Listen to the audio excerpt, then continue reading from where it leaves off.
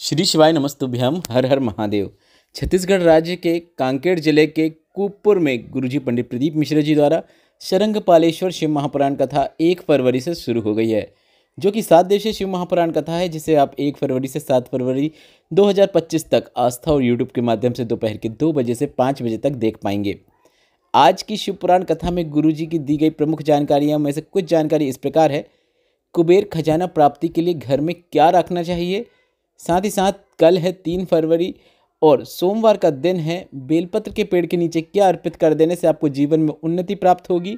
साथ ही साथ नेत्रों की रोशनी के लिए एक विशेष उपाय गुरुजी ने बताया, जो कि पत्र के माध्यम से बताया। वह भी जानकारी आपको इस वीडियो के माध्यम से मिलने वाली है। आज 2 फरवरी दूसरे दिन की कुपपुर की श्री शिव महापुराण कथा में गुरुजी पंडित प्रदीप मिश्रा जी ने कुल 15 उपाय पत्र और उपयोगी जानकारियां दी हैं। सभी की जानकारी हम आपको इस वीडियो के माध्यम से दे देंगे। अगर किन्हीं कारणवश आपने आज की कथा नहीं सुन पाई है तो पूरी कथा का रसतत्व आपको इस छोटे से वीडियो से प्राप्त होने वाला है। बढ़ते हैं आज की कथा की पहली विशेष जानकारी की ओर। कथा शुरू होते ही गुरुजी ने कहा, अगर हम अपने घर का जल चढ़ाने के लिए भोलेनाथ के मंदिर में ले जाते हैं तो हमारा कल जरूर बदलता है, यह निश्चितता है। इसके बाद गुरुजी ने कहा, कई लोग बोलते हैं कि घर के जल को सब लोग स्पर्श कर लेते हैं तो क्या वह जल बेकार नहीं हो जाता। तो गुरुजी ने कहा, जब शंकर भगवान पर वह जल चढ़ जाता है तो आपका घर स्वयं गंगा का घाट बन जाता है, हरिद्वार बन जाता है। और जब शिव पर चढ़े हुए जल का आचमन आप कर लेते हैं, अपने ऊपर उसका छींटन कर लेते हैं या फिर घर पर लाकर उसको छिड़क देते हैं, तो हमारा भी कल्याण हो जाता है, हमारे परिवार का भी कल्याण हो जाता है और हमने कितने भी पाप क्यों न किए हों वे सब समाप्त हो जाते हैं। बढ़ते हैं आज की कथा की दूसरी विशेष जानकारी की ओर। गुरुजी ने कहा, कभी ऐसा स्मरण किया आपने, विचार किया कि आपने कि भस्म शुद्ध नहीं होती, उसे शुद्ध नहीं माना जाता है। मुर्दे की भस्म या फिर मुर्दे को जलाने के बाद आप घर में आकर स्नान जरूर करते हैं ताकि आप शुद्ध हो जाएं, पर वही भस्म अगर भोलेनाथ को चढ़ जाती है, अर्पित की जाती है, और वह भस्म अगर आप प्राप्त करके एक छोटी सी पुड़िया में रखकर अपने घर की अलमारी या तिजोरी में उसे आप रख देते हैं तो वह कुबेर का खजाना भरने वाली होती है। ऐसा क्या होता है उस भस्म में, कभी सोचा है आपने? तो गुरुजी ने कहा, शिव पर स्पर्श होते ही वह भस्म भी शुद्ध हो जाती है और घर में कुबेर का खजाना भरने वाली होती है। तो यह काफ़ी अच्छा आज की कथा की गुरुजी की जानकारी है। अगर आर्थिक स्थिति कमज़ोर है, घर में पैसों की तंगी बनी हुई है, तो भोलेनाथ पर चढ़ी हुई भस्म को आपको एक छोटी सी कागज़ की पुड़िया में रखकर अपने अलमारी में अवश्य रखना चाहिए। बढ़ते हैं आज की कथा की तीसरी विशेष जानकारी की ओर। यशोदा जी पत्र लेकर आई, जिसमें उन्होंने लिखा, मेरे पति बहुत शराब पीते थे, पूरा परिवार परेशान था।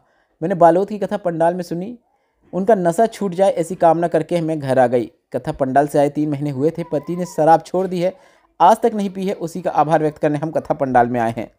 बढ़ते हैं आज की कथा की चौथी विशेष जानकारी की ओर। गुरुजी ने कहा, कभी आप स्कंद पुराण पढ़ के देखिएगा तो उसमें आपको मिलेगा कि बूढ़ा देव भी शंकर भगवान के एक बिंदु स्वरूप ही हैं।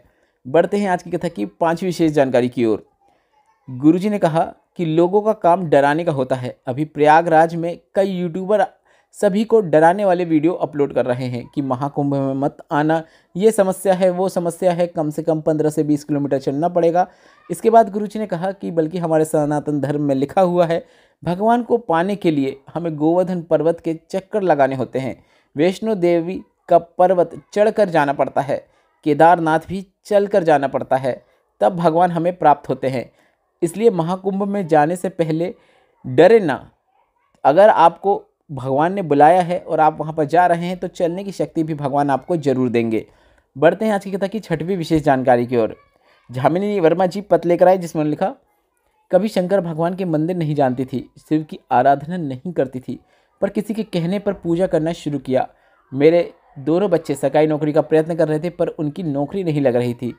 अधिक प्रयत्न करने के बाद भी उनको सफल न होने पर मैंने उनसे कहा कि शिव पर विश्वास रखो, 4 गुना अधिक मेहनत करो और एग्ज़ाम देने से पहले बेलपत्र की बीच वाली पत्ती में शहद लगाते हुए इस बेलपत्र को शिवलिंग पर चिपकाते हुए चले जाओ। हमने सीहोर से कंकड़ रूपी शंकर का पूजन करके भी आ गए। मेरे बेटे की रेलवे में नौकरी लग गई है, बेटी नर्सिंग ऑफिसर बन गई है, उसी का आभार व्यक्त करने हम कथा पंडाल में आए हैं। बढ़ते हैं आज की कथा की 7वीं विशेष जानकारी की ओर। गुरुजी ने कहा, अगर कहीं पर कोई प्राचीन शिव मंदिर है जहाँ पर कोई प्राचीन शिवलिंग है तो उसे बार बार नहीं उठाना चाहिए, उसको बार बार उठाकर उसकी आप जगह बदल रहे हैं, उसका बार बार आप प्राण प्रतिष्ठान कर रहे हैं, ऐसा आपको बिल्कुल नहीं करना चाहिए। उसको वहीं रखे रहने दीजिए, बल्कि आप उसके चारों ओर मंदिर का निर्माण कर सकते हैं। जो जो आप करना चाहें वह सभी कर सकते हैं। बस आपको प्राचीन शिवलिंग को नहीं हिलाना चाहिए, बल्कि आपके घर में जो शिवलिंग है उसे आप उठा सकते हैं, स्नान करा सकते हैं, फिर वापस उसे उसकी जगह पर रख सकते हैं। बढ़ते हैं आज की कथा की 8वीं विशेष जानकारी की ओर। विद्या बाई जी पत्र लिख रहे हैं, जिसमें उन्होंने लिखा, एक लोटे जल का क्या महत्व है वह बताना चाहती हूँ। मैं पहले नहीं जानती थी, क्योंकि हमारे गांव में मंदिर भी नहीं था। हम लोग पास के गांव में 15 किलोमीटर दूर मंदिर जाते थे, वो भी महीने में एक बार। आपकी कथा सुनना शुरू किया, आपके कथा को पंडाल में भी सुना। मेरे पति की दोनों किडनियाँ खराब हुई थी, कुछ भी खाते पीते थे वह सब शरीर में जम जाता था। मैंने उन्हें रुद्राक्ष के जल शिवलिंग पर चढ़ाकर औषधि रूप में प्राप्त करके उसका आचमन कराना शुरू किया। आज पति ठीक हो गए हैं, उसी का आभार व्यक्त करने हम कथा पंडाल में आए हैं। बढ़ते हैं आज की कथा की 9वीं विशेष जानकारी की ओर। लल्लेश्वरी जी पत्र लिख रहा है, जिसमें लिखा, आंखों से पानी बहता रहता था, धीरे धीरे आंखों की रोशनी भी जा रही थी, पर आपके बताए अनुसार शिवरात्रि वाला उपाय मैंने किया। शिवरात्रि पर जो शिवरात्रि की रात्रि में शिवलिंग पर शहद चढ़ाया जाता है, वही शहद को प्राप्त करके अपनी आंखों के पलकों के ऊपर लगाया जाता है। अब मेरी आंखें ठीक हैं, उसी का आभार व्यक्त करने हम कथा पंडाल में आए हैं।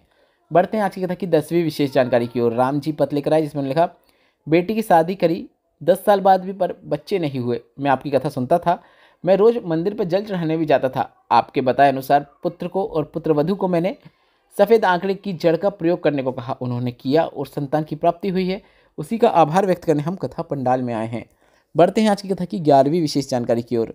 निर्मला जी पत्र लिख रहे हैं, जिसमें लिखा, मेरे स्तन से खून आता था, स्तन का खून गिरता ही रहता था। डॉक्टर को दिखाया पर लाभ नहीं हो रहा था। आपकी कथा सुनना शुरू किया, डॉक्टर की दवाई जारी रखी।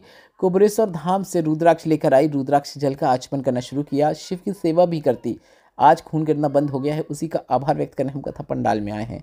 बढ़ते हैं आज की कथा की 12वीं विशेष जानकारी की ओर। लोकेश जी पत्र लेकर आए, जिसमें लगा, मेरा भाई 10 साल से दारू पीता था, 30 साल की उम्र में ही वह बहुत बीमार हो गया, उसकी नौकरी भी छूट गई, बीमारी भी शरीर में लग गई। हम सीहोर गए और वहाँ से रुद्राक्ष लेकर आ गए और रुद्राक्ष के जल का हमने आचमन कराना शुरू किया। 1 साल हो गए हैं, उसकी दारू छूट गई है, नौकरी भी लग गई है, उसी का आभार व्यक्त करने हम कथा पंडाल में आए हैं। बढ़ते हैं आज की कथा की 13वीं विशेष जानकारी की ओर। गुरुजी ने कहा, जिंदगी में एक बात आपको अपने अंदर उतार कर रख लेना है। शंकर के मंदिर में, शंकर की कथा में, शिव पुराण कथा में आपको कभी भी झूठ नहीं बोलना है, इस बात का आपको ध्यान रखना है। जीते जी आप सुख बोलिए। सुख बोलने का जो सुख होता है वह आपके जीवन में आपको आनंद प्रदान करने वाला होता है। बढ़ते हैं आज की कथा की 14वीं और विशेष जानकारी की ओर, जो कि एक काफ़ी अच्छा उपाय है, जिसे आपको 3 फरवरी माघ माह के इस विशेष सोमवार में करना ही है। सोमवार का दिन है, आपको अपने जीवन में उन्नति प्राप्ति के लिए, अपनी मनोकामना पूर्ति के लिए, पूरे परिवार के कल्याण के लिए, भोलेनाथ और माता पार्वती की कृपा प्राप्त करने के लिए यह उपाय प्रत्येक महीने में एक सोमवार को करना ही है। सुबह आपको भोलेनाथ के शिवलिंग पर एक कलश जल अर्पित करना है। मंदिर में जाके करेंगे तो काफ़ी अच्छी बात है, अन्यथा आप अपने घर पर भी कर सकते हैं। घर पर अगर शिवलिंग है तो उस पर भी जल जरूर अर्पित कीजिए।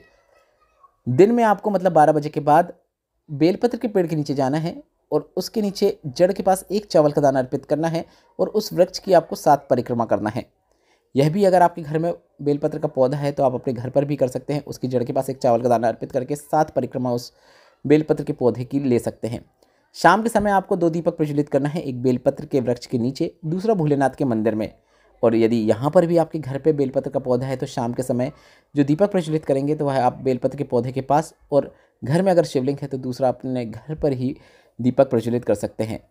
बेलपत्र के वृक्ष के नीचे जो दीपक प्रज्वलित करेंगे उसमें आपको लंबी बाती का उपयोग करना है। भोलेनाथ की शिवलिंग के सामने जो दीपक प्रज्वलित करेंगे उसमें आपको गोल बाती का उपयोग करना है। घी का उपयोग करेंगे तो काफ़ी अच्छी बात है, अन्यथा आप तेल का भी उपयोग कर सकते हैं। इसके साथ ही आपको कुछ बातों का ध्यान रखना है कि अगर परिक्रमा आप बेलपत्र के वृक्ष की ना कर पाएँ तो आप अपने स्थान पर घूमते हुए भी आंशिक परिक्रमा कर सकते हैं। अगर घूमने की जगह है तो घूमकर भी परिक्रमा कर सकते हैं।